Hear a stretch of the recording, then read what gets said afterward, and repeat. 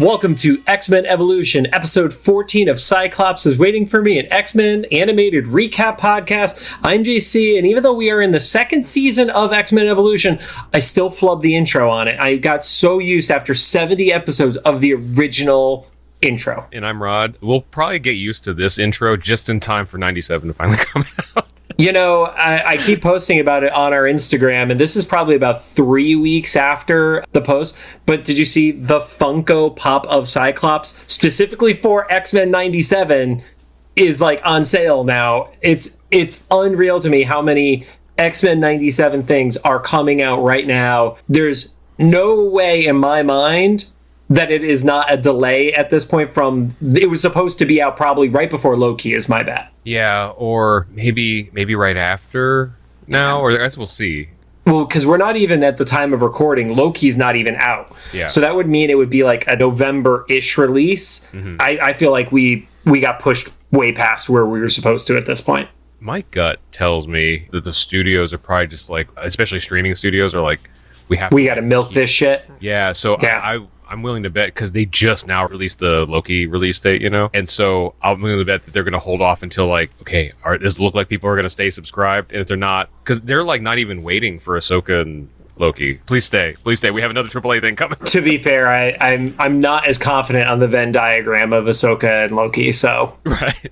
Well, I wonder if they're just counting on, like, households, you know? Like yeah, it's got to be. Like, there's one person who's the Star Wars person, one person who's the Marvel person, one person who's under the age of 6, so they watch all the kids' content. Yeah.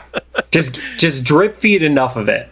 Yeah, because usually there was, like a couple weeks at least between big things, and it feels like now there's not even waiting. So, yeah, we'll see. I know they won't do this because of how, like, programming usually... Well, I was going to say how programming usually works. We're not in a usually era right now.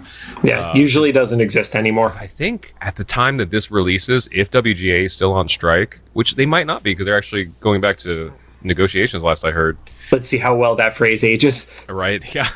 Leave in the comments how that went, future all of us. If the strike is still going on when this episode is released, I read that this will be the longest WGA strike, like, in history, which is insane. So that's fun. Anyway, what I was going to say was, I think it'd be fun as a fan to have a series like X-Men 97 come out during, like, the holidays. So you just, like, kind of chill and watch. I know they don't want to do that because, like, rating. Rod, do you really want to have to remotely record this while I'm on the East Coast without my good audio devices? Because that's what you're asking for, Rod. I'm not asking for that. I'm just, as a fan, I just want to watch that. Also, thanks to friends at Adobe, we now have access to the cleanup tool. So I might be playing with that when we don't have anything urgent. So if, like, we have, like, a gap or something, I might mess around with that, but I know that nothing is ever an easy learning curve. So it sounds easy. AI is not easy. It does a bunch of stuff that you're not used to. So who knows? But anyway, if we do get into some, like, really, you have kids in the background yelling or something. Oh no, I'm just talking about literally having a work laptop and that's it. Gotcha. So yeah. Anyway, Cyclops is Waiting for Me is our weekly podcast series where we're going back and watching every single X-Men animated episode we can find, along with some bonus episodes. Our first series started with the original 1992 X-Men animated series, building up to the release of X-Men 97. Which we thought was coming to Disney Plus in 2023, where we went through all that. Anyway, so we're watching some other shows. Evolution, we're on season 2 now, so obviously it's been a little while. Some quick reminders. We're a recap show about a series that started over 20 years ago. There are going to be spoilers. And if you look up character names on fandom wikis, you're going to have shit spoiled for you whether or not you wanted to. If you don't want it spoiled for you, avoid the wikis, pause this podcast, go watch the episode, and then come back. Also, just a quick heads up. Next week, if you go in the order of Disney Plus, it is episode 2. If you go in the order of any of the wikis, they're saying that's episode 3. We have a special guest likely coming. We haven't recorded with them yet, so I don't want to promise anything until they have actually recorded with us. But yeah, that's just an FYI. Because there is no previously on making of an animated series like what we had for X-Men 92, I don't have a confirmed episode number because we're seeing it in different spots. Oh, no. Disney and IMDb are one way. Everything else is another way because of the order they aired. And we'll get into the order they aired in just a second. Okay. Also, we're not sponsored or affiliated with Marvel, Marvel Animation, Saban, Disney, Disney Plus. I could name a lot of stuff that we are not sponsored by. Is Saban involved with this now? I just felt like dropping Saban. Only purely from the amount of shit we have talked about Saban's production schedule, I just felt like throwing them in there. Yeah. I was like, oh no, he said he has it. Every time I find out something is going wrong in town, he's usually involved, or his name, or his company, or something. Anyway, don't forget to follow us on social media at Cyclops IWFM Pod on Instagram, TikTok, Threads, X, and Facebook. And of course, make sure to follow us on your favorite podcast services. Now, on to the show. Today, we're going to be talking about Season 2, Episode 1, titled Growing Pains. It aired on September 29th of 2001, currently sits at a 7.0 star rating on IMDb, and that's actually the first bit of trivia. This was originally set to air 2 weeks prior. I was going to say, is this the first one since 9/11? Yes, it was actually supposed to air on September 15th, and for those of us who are old enough to remember that era, it was about a week before regular television started airing regularly. It was mostly that 24-hour news cycle on basically everything, and if you did have programming, it was most likely reruns, because the country was in a very weird state at that point. I remember specifically, so I was in college and we had a few channels. So, and also because I was in school for music, a lot of us watch music stuff. And I know there's the joke, like when MTV still played music, they still play music at this time. Yeah. And MTV just went off air. It was just like a screen, with we're not doing shit right now. And especially because they were in New York, like TRL, all the biggest stuff was happening there. They did it was kind of just like the sign of respect. Like, we're not going to have entertainment while people are dealing with this. So I specifically remember, actually I should do a video about this on my TikTok, when they went back live, the very first thing they had was Jewel live perform Hands. Like my hands are small. It was like, it's a very like respectful way to come back on air. I'm actually kind of surprised a show like this came. Well, I guess that's not too soon. It's the end of the month and stuff. It's hard to say like what's too soon. Like there's no precedent for any of this. Yeah, and I think it's also one of those scenarios where it's like, other people had already started to do programming that was entertainment and stuff like that. So you could only hold for so long, and yeah. I don't want to sound callous about it by any means, but it's also like you said, there's not a playbook for that kind of stuff, because hopefully you don't ever have to open that playbook again. Yeah. And I think the one that gives me a little bit of pause about this is I remember specifically they were holding a lot of stuff that was like action or like violence based. Yeah. Just because of sensitivity of stuff. And now watching this, I'm actually curious, and you may have like found some stuff on this. I'm actually curious if stuff got changed in that time, because another one. 3 scenes, which we'll get to as they start to occur, that were removed, and they were actually on the international releases of the episodes, and there was a DVD called Mutants Rising, that those scenes were actually included in the DVD. Oh, interesting. So they did not make it to the edit that was on Disney Plus, which is what Rod and I watched when we're going through this. But yeah, there were 3 shots that were removed from the episode, according to the Evolution Fandom Wiki. Okay, well that doesn't surprise me, even if they didn't have anything specific to do with that. Some people might know this. I don't know if you're not old enough to remember, but one of the biggest thing that got delayed was the Spider-Man movie. Yeah, I mean, the big scene of the Twin Towers. If you go on YouTube and look up the original trailer from it, it was a helicopter that he saved by putting a giant web between the 2 towers. There was a handful of projects that like the timing was just weird, how on the nose stuff was, and like that, like Spider-Man was like one of them. Like what? I want to say an early version of Lilo and Stitch. Mm-hmm. When the spaceship that is shaped like a plane was flying through, they actually changed the animation that it was going through mountainous area as opposed through like one of the cities of the island. That too, yeah. So much stuff. And there was another. I want to say it was like a Johnny Knoxville movie, or there was some. It was definitely like an action comedy thing where a plane was like approaching a city area, and it was like, yeah, you have to hold this thing for like 2 years, or there's no way to release this in good conscience right now. But like we were saying, on to the show. So things kick off. Oh God, I started with a pun, and I fucking fuck you, Rod. I'm so mad that I did a pun. I don't like puns. I don't do puns intentionally. So the episode starts off, and we're seeing a girls' soccer game, Bayville versus another school. It is 4-4 with 11 seconds left, and we find out that Jean is the star striker of the team. And I'm trying to think back, aside from in the comics, which there's just this tradition of the X-Men love to play softball and baseball together. Mm-hmm. I don't remember that ever being a thing for Jean, is her being a star athlete kind of scenario. Yeah, I guess all these kids are probably it makes sense for them to be in athletics at this school because it's kind of more of an excuse for them to train as opposed to like, oh, all these kids are in boot camp for no reason. Yeah. And then you know, when in the comics they're all in the Xavier Institute, they're not exactly like having intramural programs with other like human schools. This is that alternate version of the Marvel universe where they're actually in a public school. Like they are actually made to interact with other kids here. So I do appreciate the really clean parallel between season openers, how the last season started off with like boys American football. Right. And Duncan, and then season 2 starts off with girls rest of the world football and Duncan.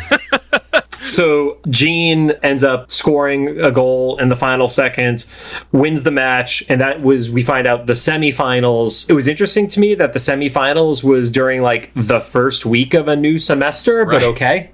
Yeah, I don't know when soccer seasons happen in the States, so sure. Yeah, so I kind of interpreted it as it needed to be like January or so, because they specify that it's another semester. So I don't know. I didn't get any indication that we were seeing like the next school year as much as like the halfway point, because they specified semester, not school year. So okay, gotcha.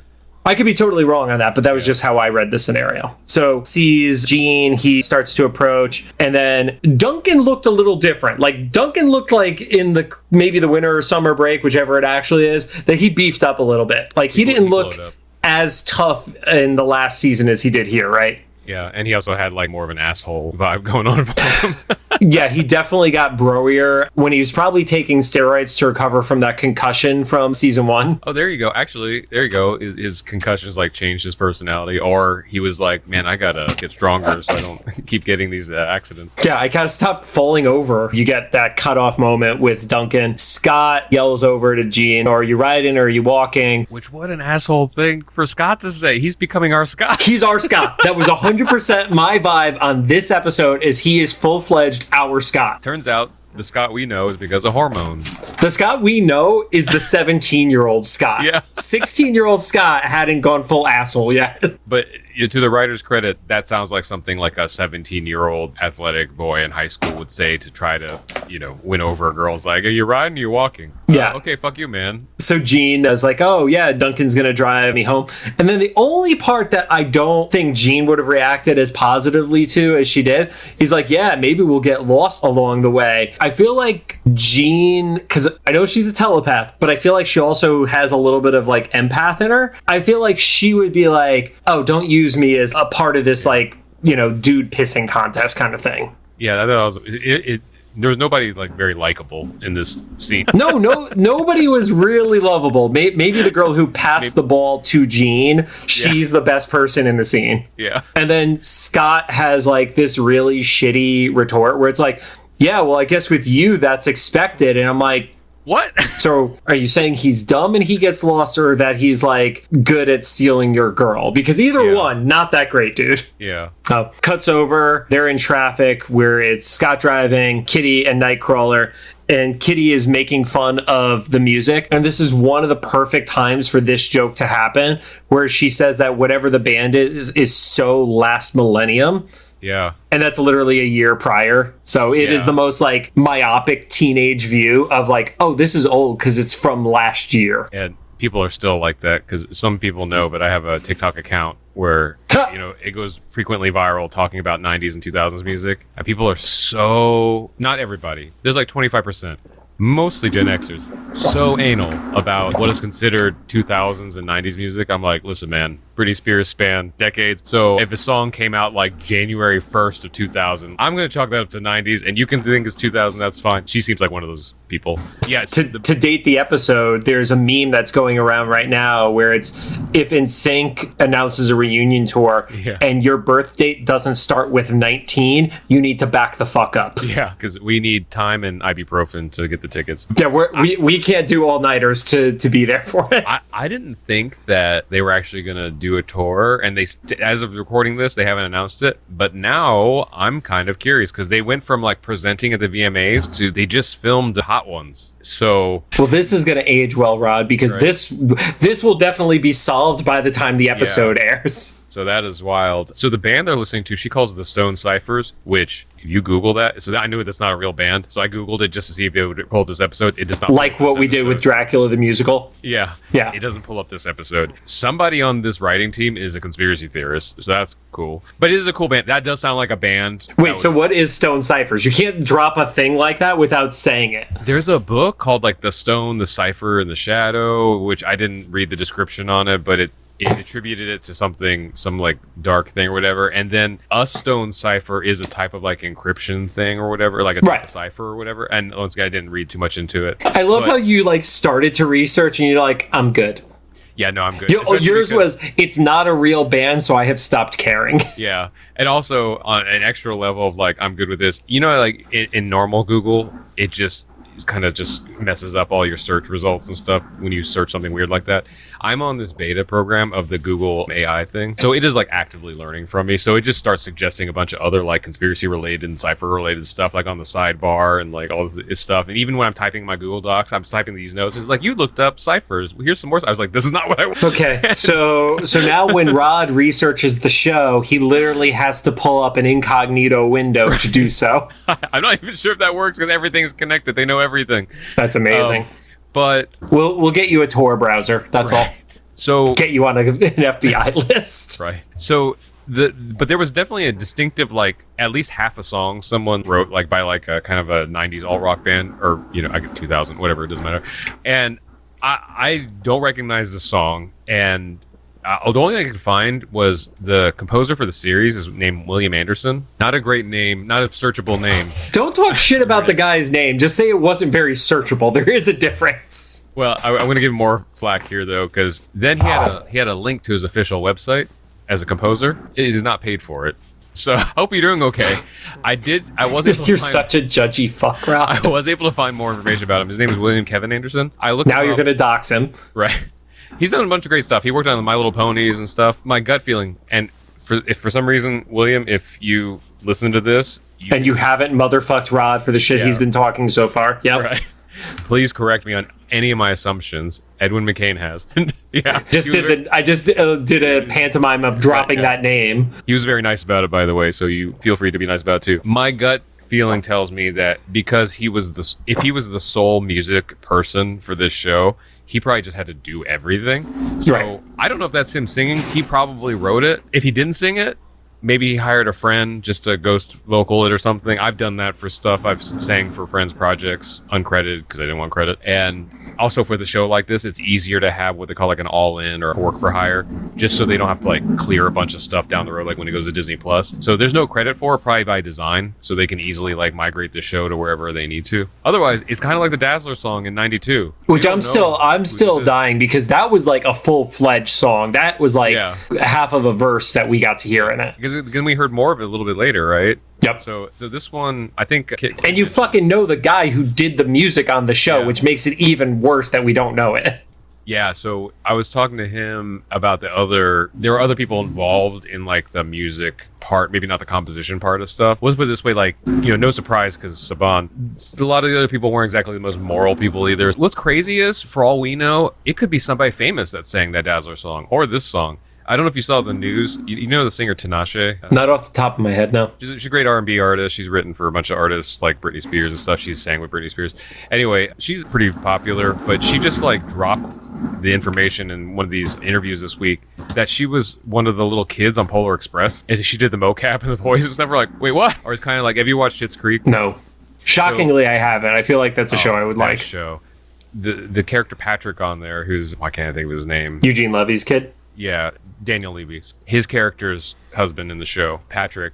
Patrick was Franklin the Turtle. So it's just like, you guys never know. Hollywood's weird. So this song, if anybody knows anything about it, because I know we have a lot of industry friends that listen to us. I don't know why, but if you know anything about They're the only people who listen to us. And if you're not under like a weird Saban-esque NDA, leave us some information in the comments or DM us or whatever, because that'd be super interesting, because this does sound like a song that was at least partially done. Right. All that said, Nightcrawler asked Scott to support him in liking the song, and Scott just is in total like crushed puppy pissed off mood. He's not happy about it, isn't really paying attention because they almost get rear-ended, and then there's like cops chasing, and Nightcrawler's like, oh, I don't know why they're in such a hurry, and Kitty's like, because there's like 12 cops that are behind them right now. that was a really hectic scene. It was kind of confusing. I had to rewind to catch, because like, there's a helicopter now. Like, what's going on? Yeah. So, at one point they're on a bridge. I believe they're on the 205,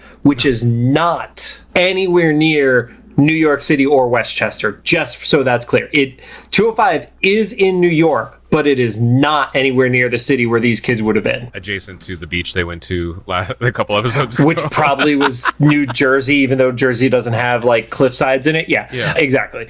But the cops get in the way of this car. They basically put up a roadblock, and the car, he almost hits them but veers off. That's where, Nightcrawler unhooks his seatbelt. He's kind of like, F this, and the car's hanging over, and there's just a bus underneath it, and I don't know why the bus wasn't moving. Oh, well, I don't know why it wasn't moving, but I know that it got like almost hit in that whole kerfuffle with all this stuff, so maybe something happened there.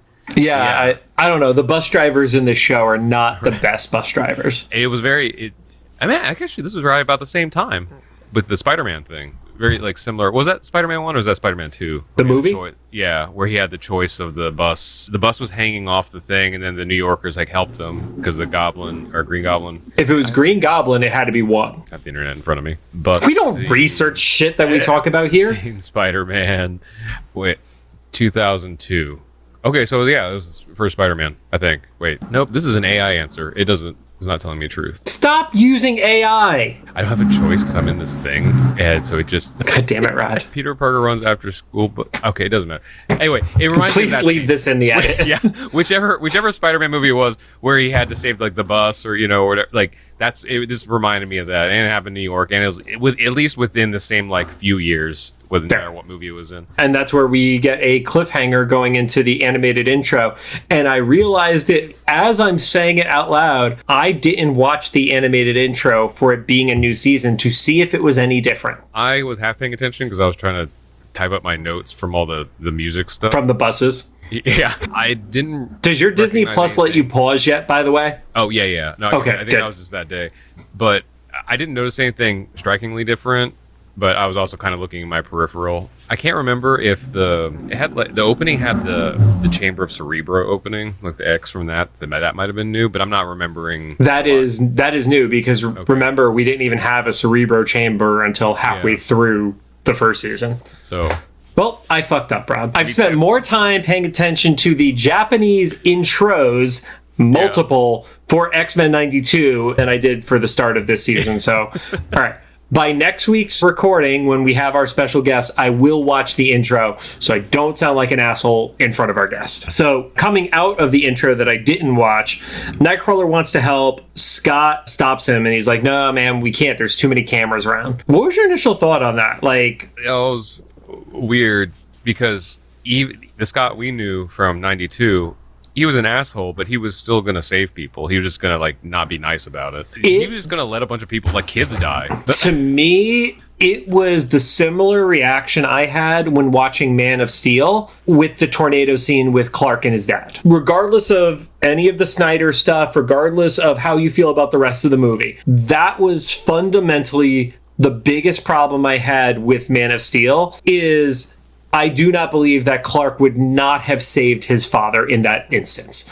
Regardless of what his dad said, I refuse to believe that he was weak-willed enough to not be like, no, screw it, this is the right thing to do.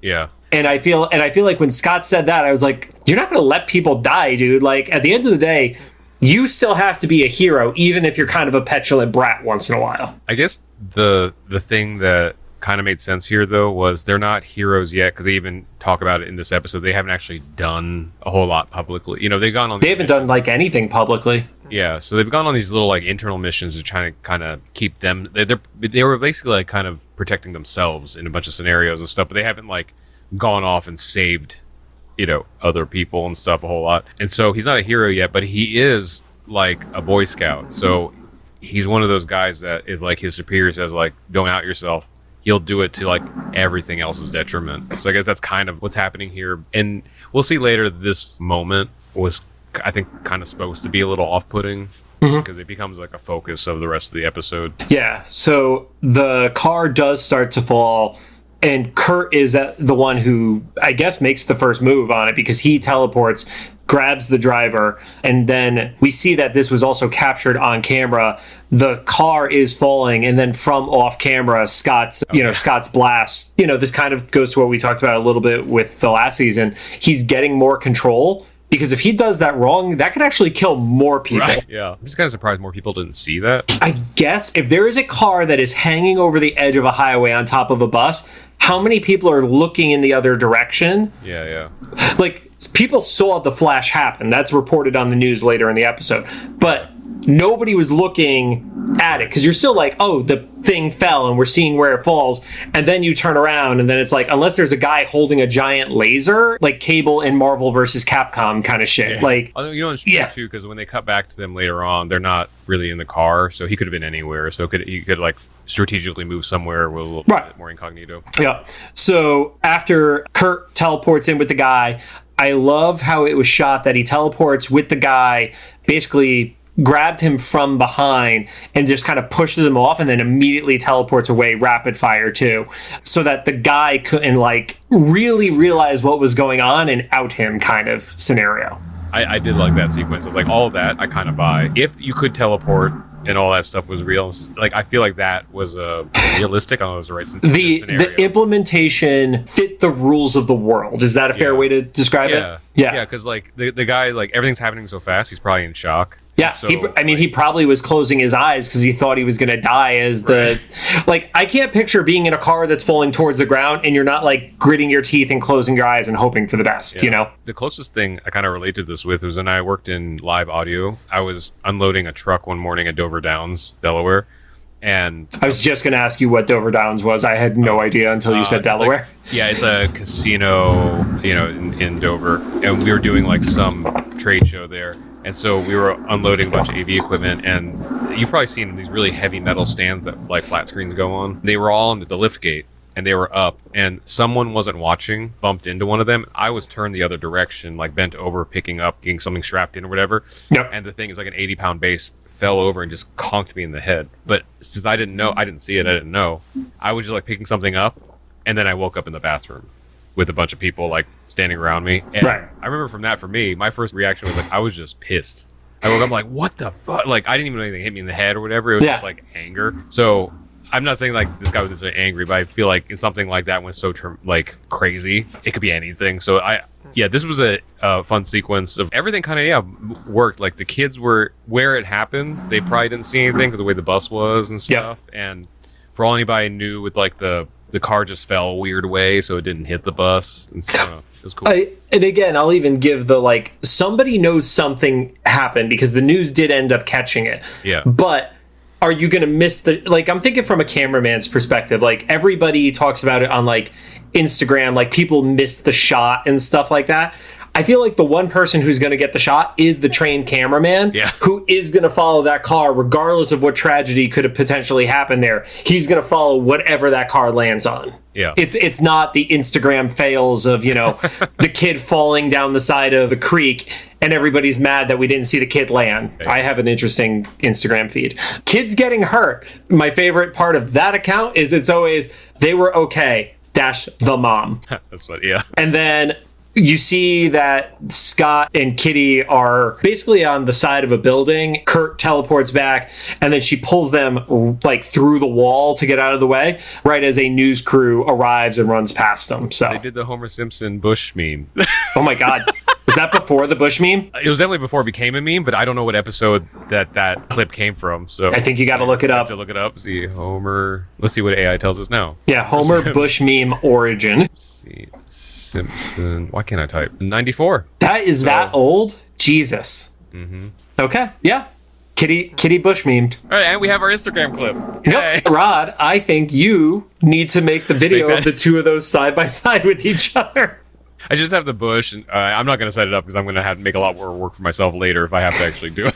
I know you are. That's why I said it, because I want it to be more work. I want to take pictures of random shit I see online, and I want you to do these fancy edits that I cannot do. It's perfect. Oh, why is this? I got so confused for a second because it put the screenplay is on this article that I'm reading of the Homer Bush meme, and I had a freaky moment because the screenplay says driveway day. Rod is playing, and I was like, wait, what? I forgot. Different Rod. Flanders' kids are Todd and Rod. Yeah, I was like, okay. I was freaking out there for a second. I was like, why does it know I'm reading this episode? It's going to be great. All of a sudden, there's just going to be a gif of you on the driveway with Homer next to you. And then, Rod, let's talk first appearances. Jump back to the Institute. I'm going to let you start, and then we'll go from there. I'm just going to read through these next 4 lines because I just did a stream of consciousness of what I thought happened. So I will let you do that. I will not comment or correct until you tell me you are done, and then we'll go from there. And then only one of them I'm pretty certain about. Everything else is definitely not right because they're not even... Well, no, 2 of them are probably right. Anyway, I said Wolf Girl plays fetch with Sunspot. I think that's Sunspot. And somehow doesn't kill multiple kids. Iceman is playing fetch with a really fast kid who looked like Alex at first, but he's fast, so he's not Alex. I don't know who the Glow Marble Girl is. Maybe Boom Boom, but only because I know that from you, but probably not.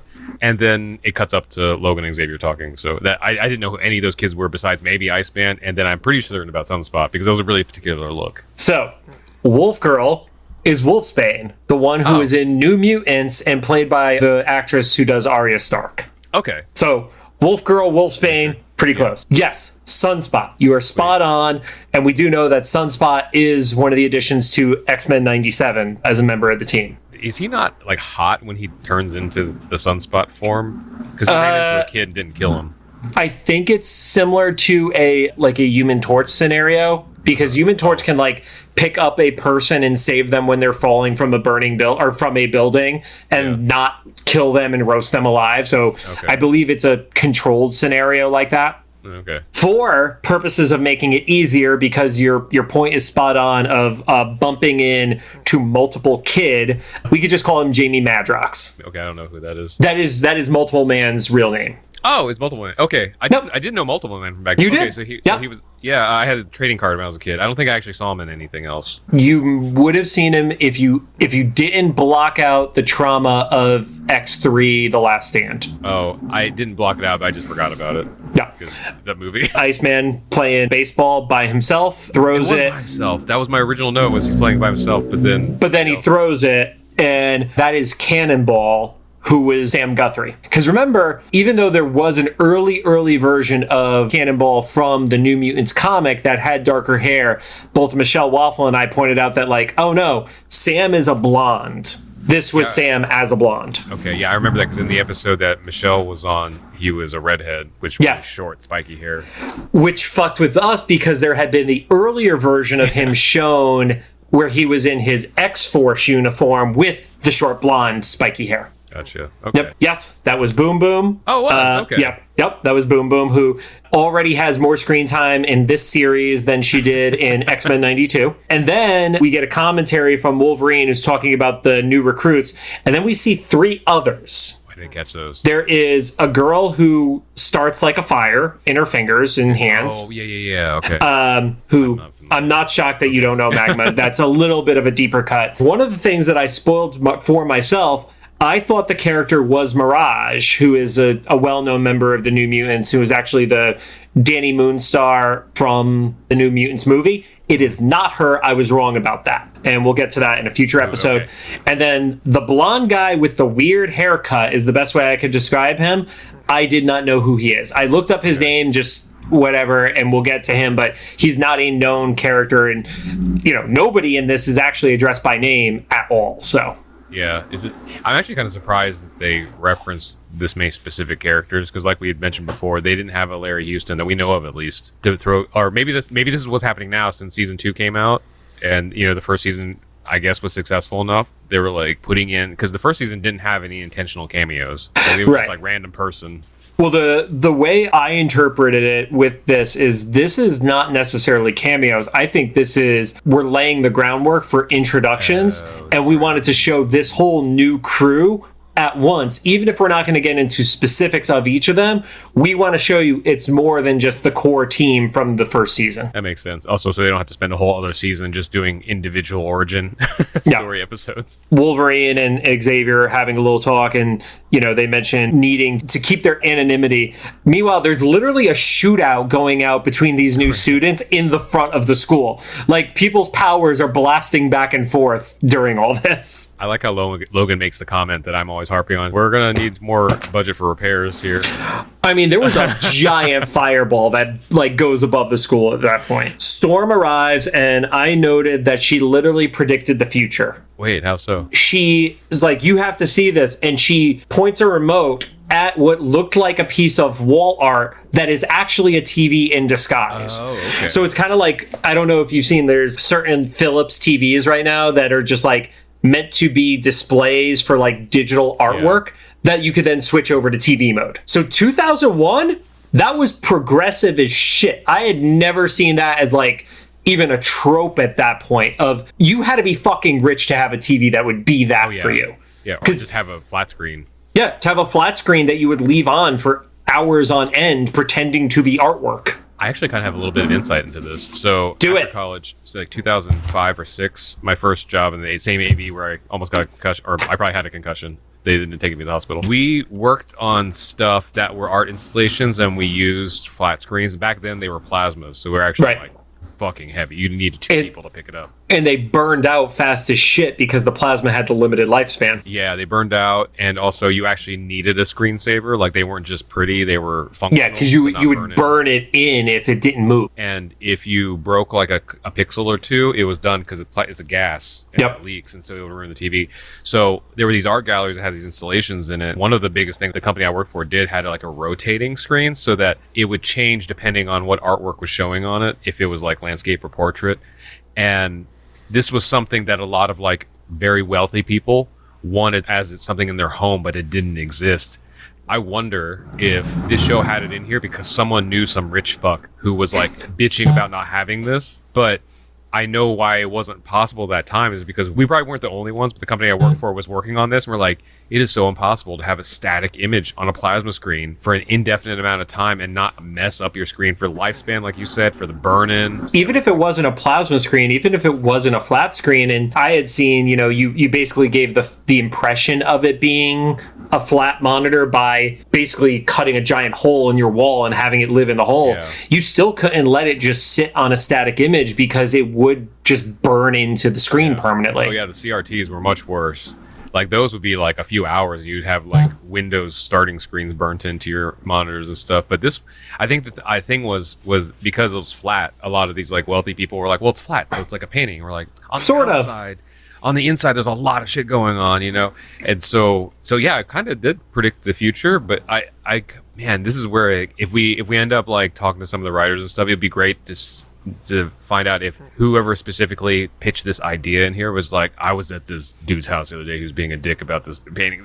But this was the time period that this was being worked on because I was working at a company like right after this. I love how you say that. You know we're going to forget. If we talk to any of the writers of this series, we are 100% going to forget to ever ask this. Yeah. The amount of things that we said we should ask the Leewalds when we have them on the show that we just completely forgot to ever write down and come back to. It's just a giant void of our, you know, word vomit. So it was probably better for all of us. Yeah, we had a great episode with them. We don't want to ruin it with our bullshit. So Storm puts the TV on. It is the news broadcast that I mentioned, and instantly everybody knows that it was Scott, internal in the, you know, from the adults. That's what we're going to call them. Charles, Wolverine, and Storm. They're just the only adults at this fucking place, right? Oh, yeah, and that's another thing Logan mentioned to Xavier, like, we're going to need some more teachers, which is fair. Yes, teachers and insurance. And security, probably. At that point, Scott, Kitty, and Nightcrawler get back, and they kind of realize that, you know, they're busted. They got found out, even though they were going to try to keep it on the DL and not mention it. Which, again, I think this is probably one of the last eras where that could happen, is like from when this show comes out until 2010, 2011 at the most.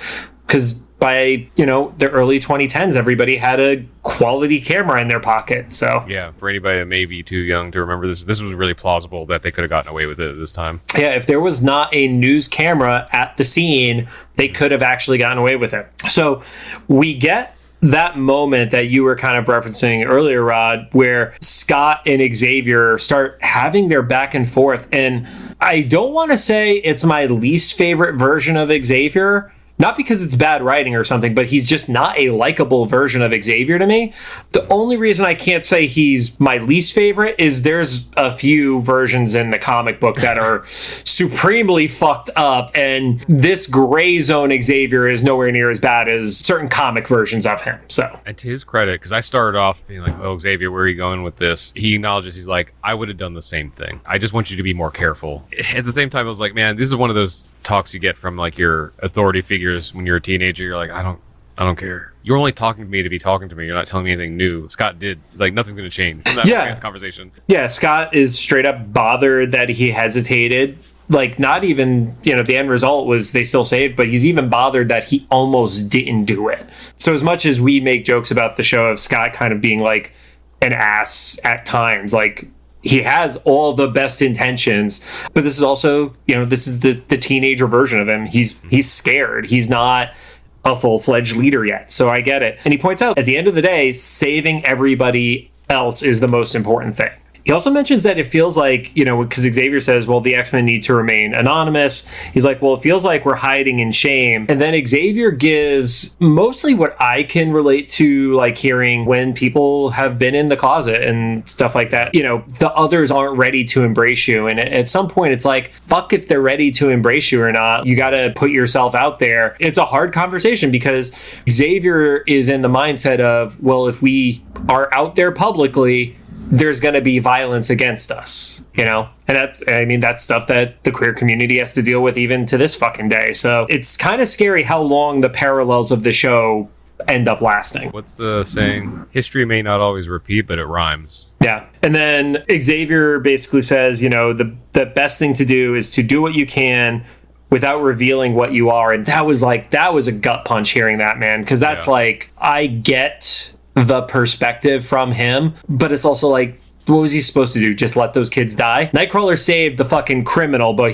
Scott was going to sit there and let the kids die. He had to take the risk. Yeah. To your point, he did exactly what Xavier said. Is like, they still don't know who we are, and they still don't know they're mutants. So mission accomplished. So we did what you said. The other side of that is, to me, it kind of parallels, like, once again, Protestant upbringing. I remember a sketch in high school at one of the churches where basically, this guy came out, and so the solution in the sketch, and not judging all Christian faiths, but this particular subsect, their solution to that guy coming out was like, well, as long as you get married, have kids, and just pretend, you'll be fine until the day you die. It's like, this is kind of akin to that. We're like, well, as long as you are never, like, no one else ever knows, then you'll be good. I'm like, ugh. Like, that gives you the... Yeah, that's great. Yeah, I mean, I appreciate that Scott kind of got the last word of it. It was like, I'm having a hard time with this one. Like, yes, as you should be having a hard time with it. Morally, you should not be okay with not being able to save people when you have the power to do so. Yeah, especially with the team. Like, there were three of them there that could, like, they did do something, but they, imagine the other side of that. The three of them come home from school and they're like, we let a bus full of kids and a dude die. And then probably more because it was probably going to be an explosion or something, Yeah, buses explode. I could see that. He's like, is that what you wanted from us? Was that the right decision? Jumps over and Alex is surfing. And we realize it was him sending a video to Scott. Props again to, like, Alex has some high quality camera work. The cameras in this show are 15 years in the future. This was like third generation GoPro quality footage of him surfing. Yeah, because he's surfing, but it's like up close. So it's kind of like Spike's camera where he could zoom in across the city. It was a GoPro on a selfie stick, which definitely didn't exist until like 2014. And he was Zoom calling him. Yes. Like, that just wasn't a thing. I remember... I wrote it as FaceTime, but yes, absolutely. Yeah, because we did have... I remember around this time I had like a webcam thing, but I don't know how to describe it to anybody who wasn't there. it was like the screen would refresh every 15 seconds. It was like a slideshow, essentially. Yeah. Yeah. So they were doing, and he even had it in a window. Like that was, you could not be multitasking and doing that. And no, there's no computer that could have handled it, especially like a clunky looking desktop like what Scott had. There was no way that tech was able to. That thing would have been on fire if it was trying to handle that. Or the connection speed. Yeah. That is wild. I mean, they were the first Wi-Fi campus. Let's be real. There you go. Fuck your school, Rod. Yeah. They were the first Wi-Fi campus. Alex mentions that he's thinking about going pro next year. I felt like Scott just took like two like back-to-back gut punches, because we know from the season finale of season 1, he's very excited to find out that he has this brother.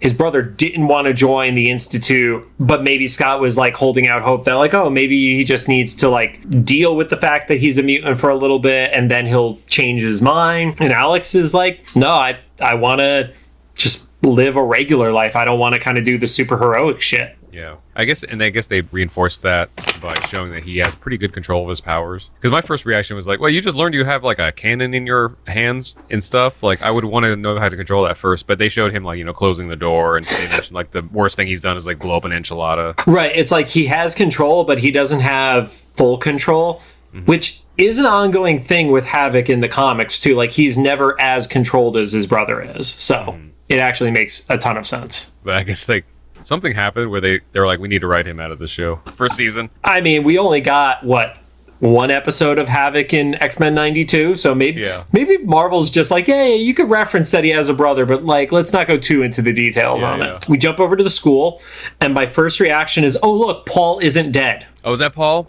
I believed it was Paul. Yeah, because he was like, hey, look, it's Gene. Yes, so Paul's not dead. It's a Beatles reference too. Paul's dead. Sorry, music people will get that. Oh, is that the conspiracy that Paul McCartney has been dead for decades and it was somebody who was replaced? Yeah. As far as we know. Brotherhood kids are standing like against the wall by the entrances, not in the bleachers like everybody else. Jean arrives and she's waving, and it's as soon as she starts waving, I'm like, there's no way she's looking at Scott. There's absolutely no way. This is teen movie trope time where Scott needs to just have like the worst series of events happen in rapid succession to him. Yeah.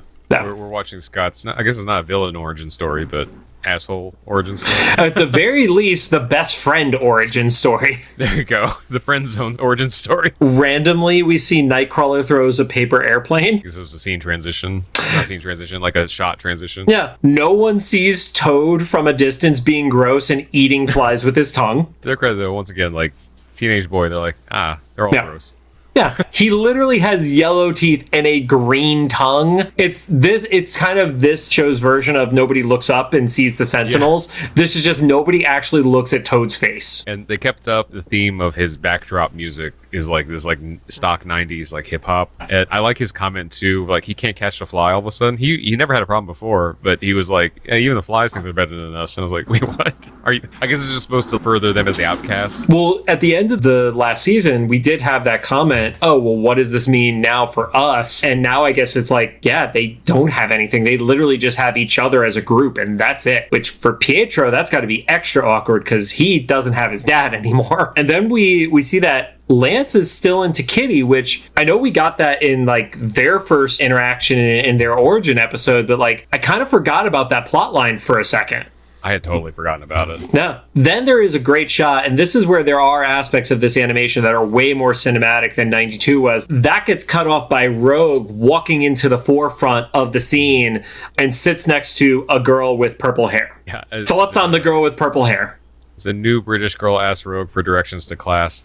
Maybe I'm reading too much into this. I felt like there was a little spark there, but also they just never back. So absolutely same. Like I thought there was like, are we queer coding these two right now? Yeah. Not in a bad way. Oh shit! This progressive right now? It presented it in like realistic, I guess, kind of ways. Maybe the best way to put it. It wasn't like love at first sight. The music slowed down. Her hair was slow. They were just like, oh, like yeah, we vibe right away because of the fact that she said she was from Manchester, England, and her name was Risty Wilde. Did not recognize that name. Inadvertently spoiled something for myself. Not going to say anything else. The only thing I can confirm for you, it is not Psylocke. I was like, oh, is this like a punk rock version of Psylocke because of purple hair from England? It is not Betsy Braddock. It is a completely different character.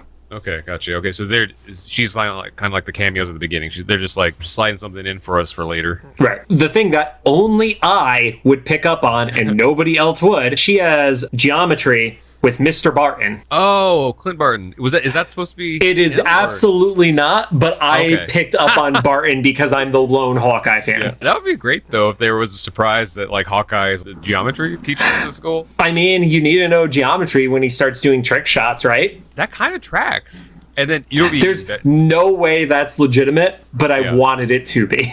And once again, with no basis whatsoever, it'd be even better if the reason he's there is because like Kate Bishop is in high school or something. You know, like they have this whole headcanon now. You mean Kate Bishop, who was literally not invented at the time of this? Yes, that's why exactly. Headcanon. Yep. Lance goes over, makes a move, and gets rejected by Kitty. Rightfully so.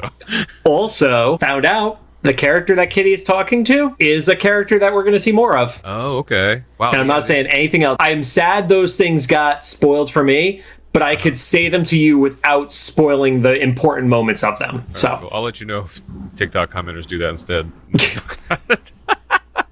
It's literally just a list of all the heroes and villains that appear in the show in the TikTok comments. And then we meet Edward Kelly as the new principal. I was assuming he was like the Senator Kelly replacement. So the senator, in every iteration I have ever seen and could find online, is always Robert Kelly. So I don't know if that is a connection or it's just a coincidence. Because I know that they've changed other names in this show, so like I figured it wasn't far-fetched. Right, but with the ones that they changed where it was like Toad and Avalanche, they were dramatic changes. They weren't even close to each other. Like Toad's original name was Mortimer or something along those lines. Yeah. I just figured this would make sense though, because you know, if they're going to keep with like this high school drama kind of thing, it makes more sense for like Senator Kelly to be a school official as a direct threat, as opposed to like some, you know, off in DC, you know, politician. Exactly. And then as a way to mess with the principal and impress Kitty, I was going to say he's flirting with Kitty. Lance makes a mini earthquake. And here's the thing. We live in California. We literally a few episodes ago made jokes about the hurricane because it was such a light earthquake in Los Angeles. That light and earthquake in New York, everyone would be losing their goddamn minds. That is not the environment where they are used to the ground shaking a little bit. Yeah, and everybody was pretty okay with it. Yeah, to the point where they just moved on with the assembly, which they would have evacuated the kids by that point. Oh, 100%. If you get that little of an earthquake, that whole building would have been cleared in New York. I was actually kind of surprised. It kind of worked. Yeah, where she like kind of gives the shrug of like, ew, but then also gives a smirk and then laughs. Mm-hmm. And Lance takes this as let's make a bigger earthquake. Lance is not smart. Let's do it 2,000%. Yeah, let's go from a 3.5 to a 6.7 on the Richter scale. Yeah. And he does so, continues to do it. And that's when at least people started freaking out a little bit, and the scoreboard falls, and we get a cut to commercial break. And I think, to me, I felt like more people were scared that the scoreboard was falling down than the actual earthquake. I could see either way on it, absolutely. Regardless, I feel like people were not scared enough. Yeah, they didn't leave. No, you come back from commercial and Jean is able to psychically move it, which I guess is the only power that is free of detection. Like people wouldn't, unless somebody's staring at Jean and seeing like her like deeply concentrate, you wouldn't think to look at her and know that she's using her power. And then everybody just kind of brushes it off. That was the part that kind of messed with me, because like someone who doesn't live in the East Coast wrote this part, because like I when I lived in Delaware, we had like an earthquake about that magnitude, you know, where like it shook things off the shelves and stuff, but didn't do any structural damage. That we were shut down for a day. Like, nobody knew what to do. Everybody's like, nope, these are the end times. And in LA, we're like the scene from Independence Day where it's just like, this isn't even worth getting out of bed. Yeah, I don't even feel them. Dude, like, I think I told you the hurricane day where that was like, I went to Twitter to check to see if there was actually an earthquake. I only knew because you guys were posting about it. Actually, it was your Instagram story was the first one I saw. Oh, the hurricane. Yeah, for hurricane. I barely felt it. I thought it was maybe just like traffic or something. And then a split second later, a bunch of us in my area, at least, we got an iPhone alert about it. And I was like, a lot of good that does this. Yeah, aren't they supposed to go off before the hurricane or Yeah, the earthquake hits. I did hear someone say, like, the reason they do that, though, is to brace for potential aftershock. So I can kind of see that. But yeah, I can see that. So the principal brushes off almost being killed by an earthquake. Everybody calms down very quickly. Nobody is evacuated. I do not have any faith in this principal's skill to protect these children. And he starts making some jokes. He talks about how it is a new semester, like I referenced earlier. Talks about meeting new challenges. Okay, that sounds still in line with what a principal would say. And then we obviously get there is something else going on with this guy. Luckily, I did not spoil anything for myself or him. I literally did not look up anything beyond the name. But talks about unique talents, special gifts, and abilities. Yeah, my note was Principal Kelly gives a really on-the-nose speech about being special. So, given that neither of us have had this spoiled for us, do you have any predictions who he is? And we're not going to verify it. We're going to see if we're right whenever whatever happens. I'm going to stick with my earlier prediction. I think he's just going to be like this show's Senator Kelly or President Kelly. He's just going to misunderstand mutants and then do too much, like to regulate it. I am going to go to the extreme on this one. I think it is a possibility he is either Apocalypse or Sinister. Ooh, okay. I could definitely see Apocalypse. Sinister, man, they would have to change a lot with his name and stuff. But Apocalypse, we've seen him be a lot of people in history. So yeah. So actually, yeah, that would fit too with Mystique, right? It's like, she failed because I got to do it myself. Well, in this iteration, Mystique was working for Magneto, not Apocalypse. But yes, to your point though, just every principal's a fucking shapeshifter. Right. And then he says he needs everybody to show their support by coming to the championship soccer game and arrive there early, basically for the pep rally before it. That's on par with high school stuff. Which I do not feel like that many kids would have wholeheartedly supported a brand new principal who didn't really do anything yet. Like he wasn't like the loved principal because he had done something cool. He was just like, he didn't die. Yeah. Yeah. That was all he did. He just didn't die. Like, he shook that off casually. Yep. He must be cool. He's a cool youth pastor. Cut to outside. Sad Scott is waiting to leave. We see that Lance is not taking no for an answer with Kitty. Yeah, that was a little creepy too. Scott sees it. Did you notice he does the arm grab, which we've seen, that's like the closest thing to male on female violence that we've seen in the show. And Kitty actually just phases her hand right through his grasp. Yeah, that was a good power to have in that situation. Yeah, and then you start getting a little more of what we saw in the survival camp episode of Lance and Scott just being antagonistic to each other. And Scott's ready to blast. And Lance is all for it because Lance knows he can take it. All it does is out Scott. Like a little bit right before this scene happened, I was like, what is keeping the Brotherhood from... if Xavier is so worried about the public knowing about mutants, what is keeping the Brotherhood from just doing it? Because they don't care. I mean, they are literally rebellious teens. They are the definition of we don't give a shit. But Kitty talks him down, and then as if you were Nostradamus, Rod, Lance says it's time for the Brotherhood to go public. So that's probably less me being smart and predictive and more the writers doing a good job of setting up the expectation. Planted all those proper seeds for you to be yes, I agree with you guys here. Yeah. Jumps over to the soccer game. And then we see Jean's friend Taryn from the first season is still around. Oh, okay. She was the one in the Blob episode that I specifically remembered her name was Taryn. Yeah, because I thought it was Karen. Yes, you did think she was Karen. But she gets announced. Xavier arrives, and just in time to see Jean get announced. The principal gets on a microphone, and he shows the school's mascot, which is the Bayville Hawk, and it was on fire.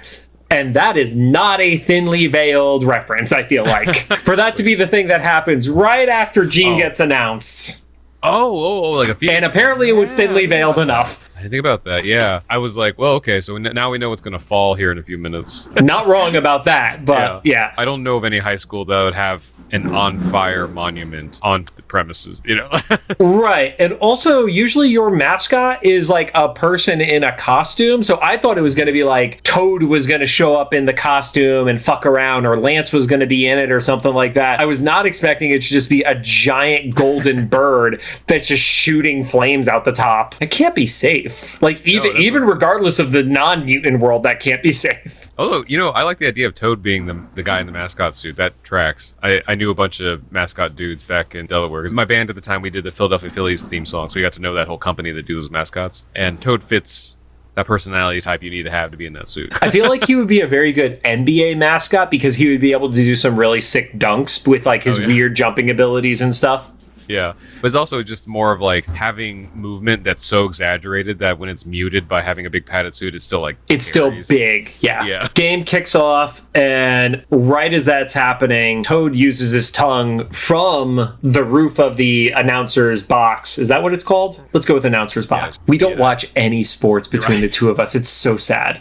Uses his tongue, which I feel like that's the most control we've ever seen from Toad's tongue. Like usually it's like the quick snap, but this is like he straight up like goes around and under a corner and stuff like that to grab the microphone. Yeah, that was a good like 20, 30 of stretch on the tongue there. That's a lot of tongue. It's shocking he's not more popular. Right, with everyone. Yeah. So you see Lance pops up on the microphone on top of the announcer stand. Quicksilver is near the lights, which they had like, the giant spotlights, pushes them towards Lance. Blob is just there. And they're all like in their full-fledged suits too. Like there's nothing subtle about it. I do love that Blob's suit is just kind of like a biker version of Blob. It's not an actual uniform. It's just like him not in his overalls kind of thing. Yeah. And I didn't know this. Is his real name Quab? Leave the awkward pause in to let you guys know that I just gave a what look. I say this because, okay, so now I'm guessing that this was a closed caption, yes, like goof. His real name is Fred. Okay, that's what I thought. I thought it was something more like normal. Yeah, he's Fred Dukes, I believe, is Blob's full name. So Lance, when he gives everybody's introductions, in the closed captions says, this is Quab, Q-U-A-B. So, anyway, just a note there. That's a caption thing. I think Quap is the name of a computer game that you could play on like Flash. We get the big speech, which feels pretty momentous for the episode, where Lance declares, we are all mutants. Yeah, so the only thing that would have been more believable is if before he was able to give that speech, if he showed up with a spotlight on him in that outfit, he would have got made fun of and booed first.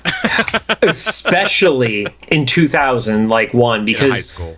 I think we've referenced this in previous episodes, but like this was still Harry Potter was just coming out and making nerddom acceptable.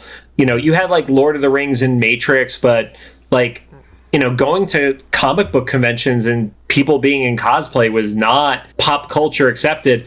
And then these weren't even be based off of a character. This was just like, oh, there's a fucking weird kid. They probably like the only thing you had like an equivalent would have been Star Wars and Star Trek conventions where people would put together like space outfits and stuff like that at the time in 2001. Yeah, and he's also in like not a very good costume. Yeah, I think we've talked about that. Like he is the one redesigned costume that, not that his original costume was great, but I just don't love this Avalanche outfit. So what a way to like start the season off strong. Is it like outing all the mutants? Because then he just goes and like points across the field and he's like, and so are these kids.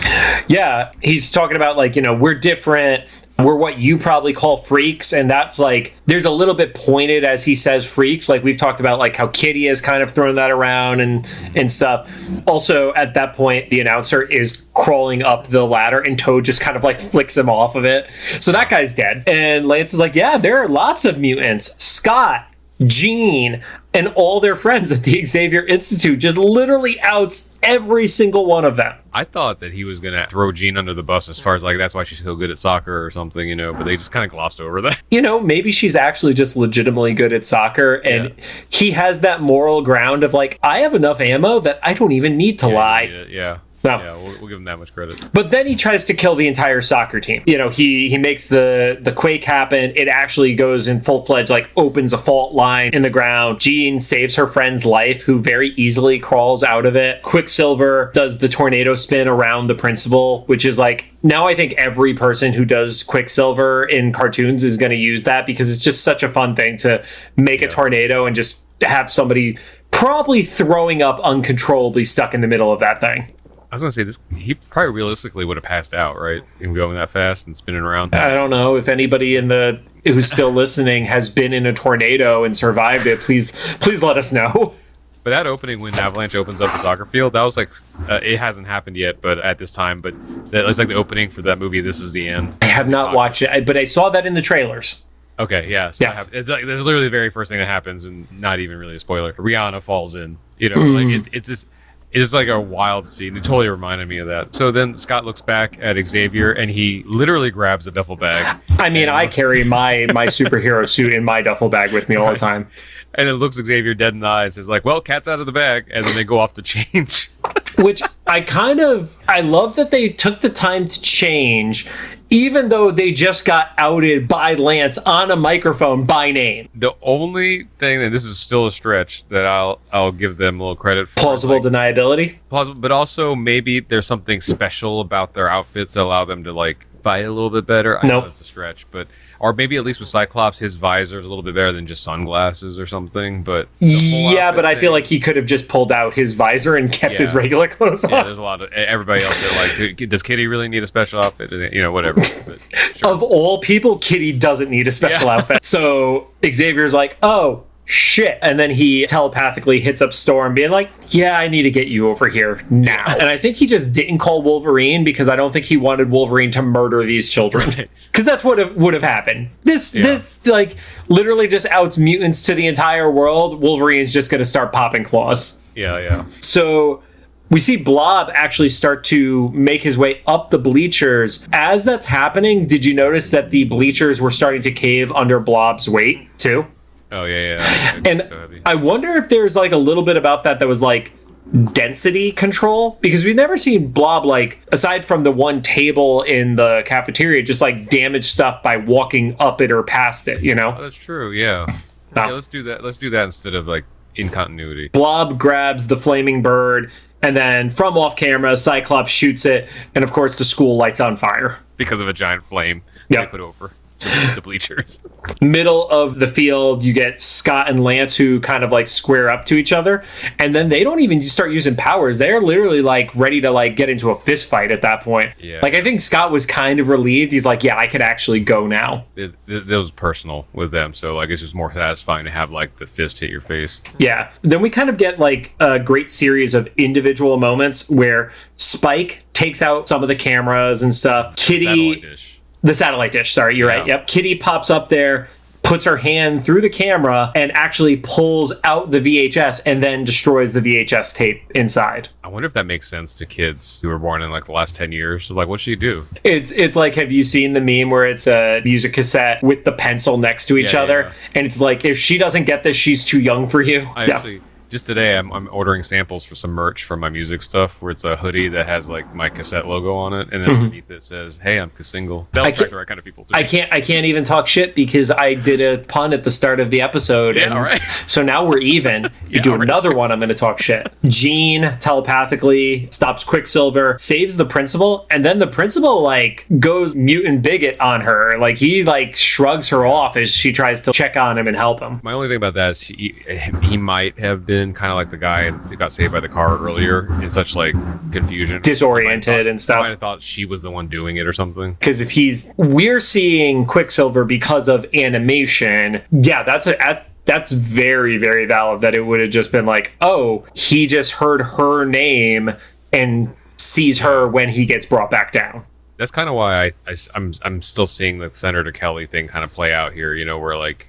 He feels the threat is greater than any positives that could come out of having this crazy situation. Rogue has the line of the episode where she says, "I'm about to get big and stupid." So she goes over, absorbs Blob, and then they just as he's attacking the bleachers and drops him pretty quickly. Nightcrawler just drops Toad very easily. It is nowhere near as good a showing as it was for Toad in the first episode, where him and Nightcrawler were able to kind of go like head to head with each other on this one. He is very much the punchline of a lot of these fights right now. Toad is not holding his own anymore. We see that Lance starts to quake. Scott shoots him, and then Storm arrives and puts out the school. And then I don't know if you saw in the background, Kitty is with Lance. It looks like she's helping him up, not because she's like, friendly with him, but like he's definitely down. Did you see that? Oh, I didn't catch that. So one of the things that was noted as being removed is there is a Rogue under the bleachers scene, and then a Lance and Kitty rescue scene, which, looking at the start of the episode, I did notice, because normally the episodes are roughly 22 minutes. This one on Disney Plus shows as 21 minutes. And that stood out to me coming from a background with TV and knowing TV timing and such. So that must have been part of the scenes that were removed, that maybe it was like, 15, 20 seconds in total that just brought it from a 22-minute show down to the 21-minute show. Yeah, someone made a decision that like there was a level of crisis that was too much for light of recent events. Well, especially like, things collapsing on top of another person. It totally makes sense. That's when we get a really interesting play out between Xavier and Storm, where he's like, no, I can make people forget. And Storm protests on it, but for the different reason than I thought she was going to. That was exactly my note. So Storm says no amount of rain is going to make these people forget. Storm protests, but not for the right reason. Yeah, it's literally because there are too many of them and he's never been able to do it at that scale. And I was like, God damn, she drank the Kool-Aid on him. So she's been around for him doing this very frequently. Yeah, like she has no problem with him doing it. I think she's mostly just worried that he's going to strain himself and like pop a blood vessel in his brain or something. Yeah. That's another thing. She's been around him doing it enough. She knows like what levels of toll this takes on him. Which also parallels the beginning of the first season, because she's in the car with him. That's right. When he does it to the cop and makes everybody think that it was a gas explosion. Yeah, also on the other football field, or maybe it's the same football field set up different. But the very clean parallels. He still does it, and they keep, for as much as Fast and the Furious says family, this show says choice. And he's like, yep, still got to do it. I got no choice. And you see a cool animation effect of everybody being affected. But when he gets to the principal, and this is why I think it's Apocalypse as my number one, is you're given the impression that it is like a psychic backlash, as opposed to that's when he finally ran out of strength. I was on the fence about that. I think that they intentionally made it like, is it because he ran out of juice? Or, was there some, because it was animated that like something pushed back, because I had here like Kelly pushes back, but then like he later on Xavier's like, oh, it was just too much. I was like, was it just too much? Or Xavier wakes up in the hospital and they're like, yep, everybody believes that it was just the fireworks that caused the damage. And it's like, you had fireworks at a high school football game? Yeah, everyone's like, what kind of irresponsible principal are you right now? You had a fire mascot and then fireworks. So obviously Xavier was worried about the footage between, Wolverine and Storm and Cyclops. It's like, yeah, apparently there was like some sort of magnetic interference that stopped the feed before it was live, which, let's also be real, nobody was going to be watching a live broadcast of a high school championship soccer game. Yeah. No. I was gonna say, well, I guess maybe because it was a rich school, but I was like, they weren't doing like live broadcasts of small events like that at that time. But I guess if you have like rich fucks who want like, like that's the second time you referred to rich people as rich fucks in this episode. Well, it's just the type of person that's so disconnected, that doesn't know what a gallon of milk costs or whatever. Like the kind of person that wants a piece of art to also be a display screen is also like, in 2001. We're going to live broadcast this on like television because so many people are interested. And then Xavier's like, magnetic? I wonder if it means he's still alive. And Wolverine is just straight up like, yeah, probably. You can't kill him yet. They still have a few more seasons to go. He's like, my skeleton has not been ripped out of my body yet. Like, he's got to still be alive. We get like a little bit of a moment between Xavier and Scott apologizes. And I hated that he apologized. I legitimately hated that he was like, okay with like, oh no, you were right. The world's not ready for this. And I'm like, shit, dude, really? Yeah, because we didn't get any evidence that anybody had a problem with it. They didn't show... Oh, no, I'm sure there absolutely would have been backlash as soon as, like, the ground is opening up and people are running in terror. No, I understand that. They just didn't show any of it. Yeah. So, like, we don't know what kind of... They weren't ready for it. Scott's talking about... We saw, like, what happened. But as far as the people, I wonder if he's viewing it from the Pandora's box perspective of if we're out in the public as mutants... Then is it like, I guess it's the Batman theory where Batman existing creates more villains in Gotham. Yeah. So is Scott thinking like us being out as mutants publicly, does that mean more mutants surface and not all mutants are going to be as good as we are? Could be the thought process on it. The episode ends on like, we don't get a ton of these in this show compared to X-Men 92, but it ends on a dark moment where it's Kelly in his principal's office and kind of mentioning like, Mystique didn't finish the job. To your point, probably somebody else that's another bigger character or something. Yeah, because I was almost originally like, they wouldn't have just put Mystique back as just a different principal, right? That would have been like too obvious. And then that line is like the confirmation of like, okay, well, at least it's not Mystique. So yeah, or I hope it's not Magneto. That'd be such a dumb move. He got face off, you know. And I think if it was Magneto, Xavier would have been able to sense it. To not just sense it, but to be able to switch his mind, because we know Magneto is only able to stop it. I don't think it's been confirmed in this show, but because of the helmet. So yeah. Oh, you know what would be interesting if it was a time traveler?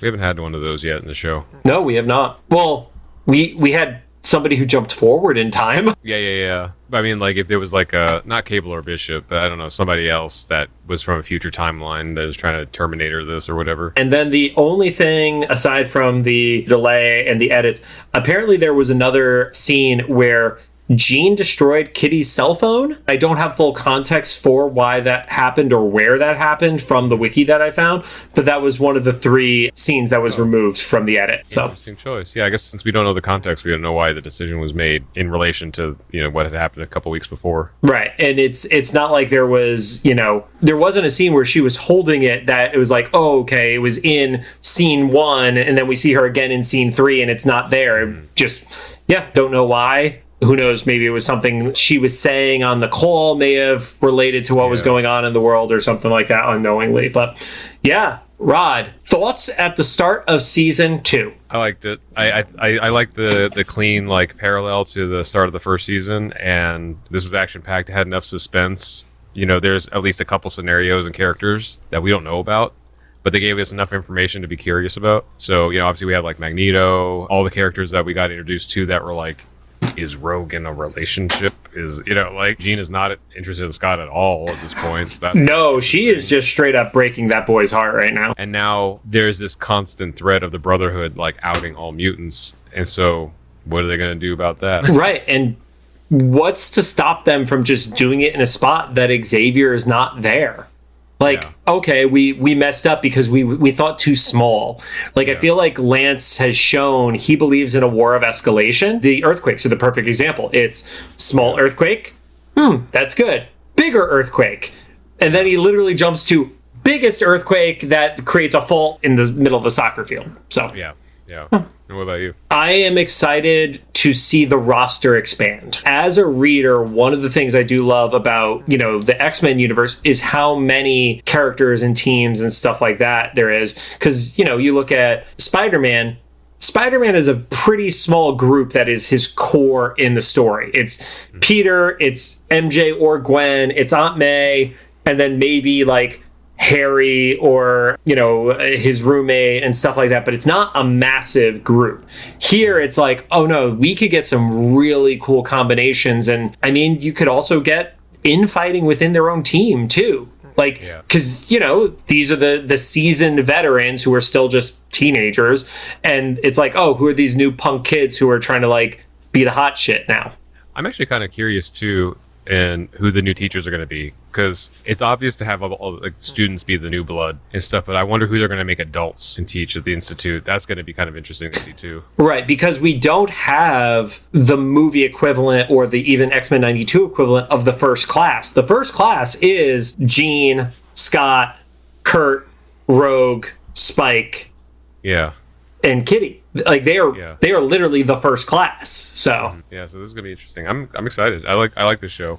Watch 97 drop in the middle of all this. Oh, it's 100% going to happen. We are not going to get to the end of season 2 without 97 jumping in the middle of it. I guarantee you. But ears open because I want to find out how this plays out. Thank you for joining us. And now, as I've teased it throughout the entire episode, next week for Bada Bing Bada Boom, which is a Boom Boom centric episode. So obviously I'm a fan of it. We are going to be getting X-Men Evolution director Stephen Gordon as our guest on it. So excited to have Stephen on. He has been awesome when I've gotten to meet him at cons. He had that really great lenticular print of the dance between Rogue and Kitty that was at his booth at Comic Cons and stuff like that. So pumped to get Stephen on. He's been great, and he's really fun to interact with on Facebook fan pages of all things, actually. Oh, nice. Yeah. That'll be fun. If you have any thoughts, make sure to drop them into the comments to either the YouTube upload or the official Instagram posts about this episode. If you go on our TikTok, you're only going to be getting responses from Rod. If you like what you heard, we appreciate a rating on the podcast app of your choosing.